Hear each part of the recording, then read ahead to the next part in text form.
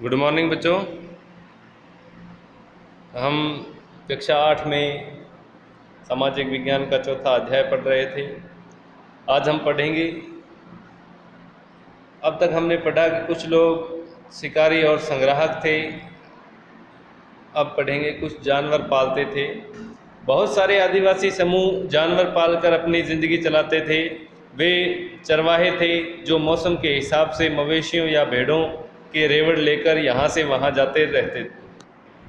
जब एक जगह घास खत्म हो जाती थी तो वो दूसरे इलाके में चले जाते थे। पंजाब के पहाड़ों में रहने वाले वन, गुज्जर और आंध्र प्रदेश में लबाड़िया आदि समुदाय घास गाय भैंस के झुंड पालते थे। कुल्लू के गद्दी समुदाय के लोग कड़रिए थे और कश्मीर के बकरवाल बकरियां पालते थे।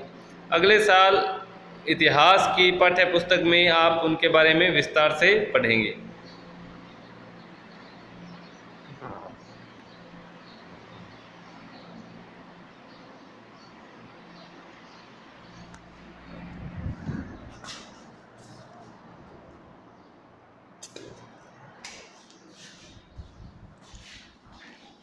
शिकार का वक्त, बुहाई का वक्त, नए खेतों में जाने का वक्त।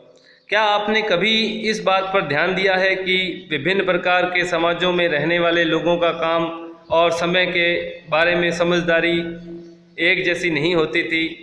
विभिन्न क्षेत्रों में रहने वाले घुमंतू आदिवासियों और शिकारियों की ज़िंदगी एक खास क्रम और मर्द औरत के बीच कामों के बंटवारे से चलती थी।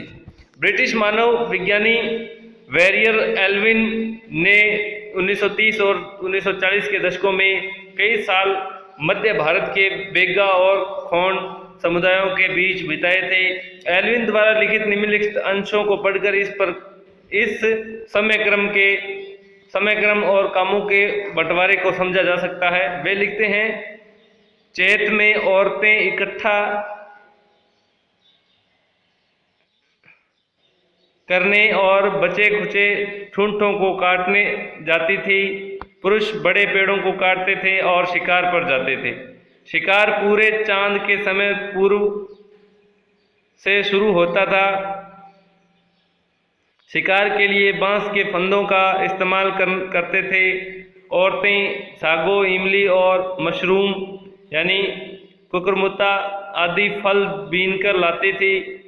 बैगा औरतें या तो केवल जड़ें या कंद इकट्ठा करती थी तो या महुआ के बीज इकट्ठा करती थी।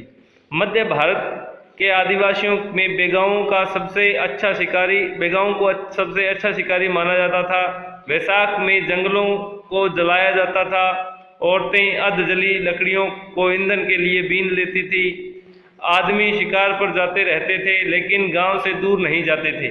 जेठ में बुहाई होती थी और शिकार चलता रहता था। आषाढ़ से भादों तक मर्द खेतों में काम करते। कवार में फलियां आने लगती थी और कार्तिक कुटकी में पक जाती थी। अगहन की सारी फसल तैयार हो जाती थी। अगहन में सारी फसल तैयार हो जाती थी और पूस में फटकन किया जाता था। नाच गाना और शादियां भी पूस के महीने में होती थी। माघ में पुरुष नए बेवड़ की तरफ चल देते थे। इस दौरान शिकार व चीजों का संग्रह ही जीने की मुख्य गतिविधि होती थी।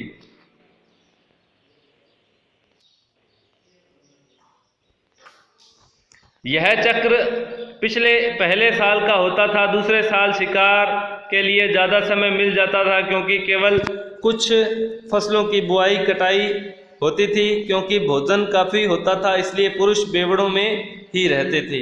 तीसरे साल में भोजन के लिए वन उत्पादों की जरूरत पड़ने लगती।